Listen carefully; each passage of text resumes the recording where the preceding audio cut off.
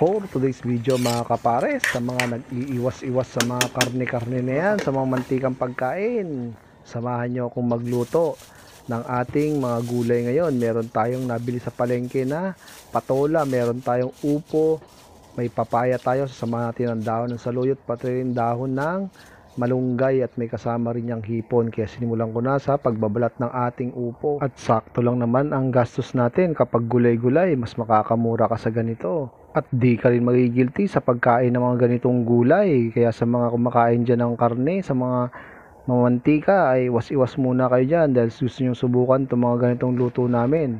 At may mga kakilala nga rin akong hindi kumakain ng saluyot, pati na rin ng okra sa ganitong luto, baka gusto nyong subukan.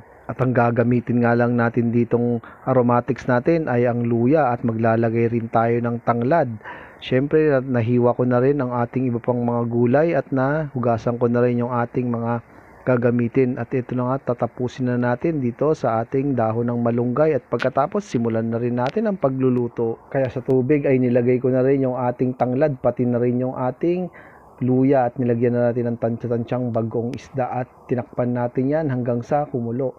At matapos siyang kumulo na maigi ay naglagay na rin tayo ng ating papaya, tatakpan lang natin yan sa loob ng 1 minuto at pagkatapos nilagay ko na yung hipon at sunod na rin natin yung ating patola pati na rin yung upo at pakukuluin lang natin yan ng ilang minuto at pagkatapos konting halo-halo lang yan at susunod na nating ilagay yung ating dahon ng saluyot at pwede na rin nating ilagay yung ating dahon ng malunggay at saglit lang po yung tatakpan at pakalipas ang 1.5 minuto ay ito na nga, luto na ang ating pananghaliang gulay. Baka hindi nyo pa ito subukan mga kapares.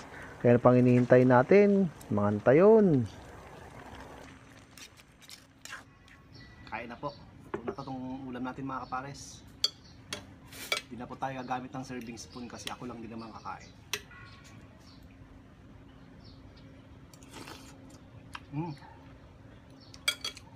Nalo.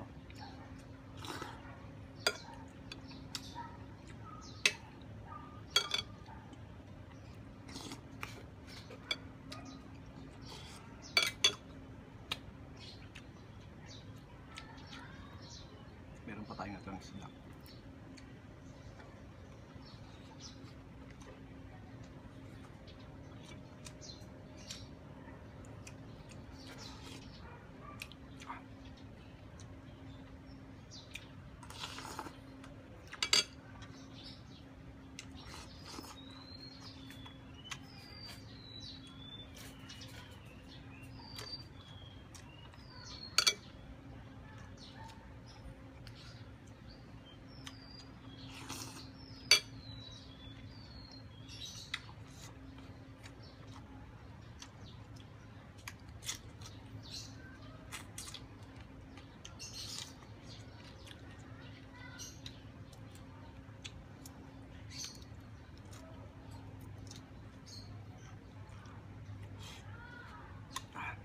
Sabaw.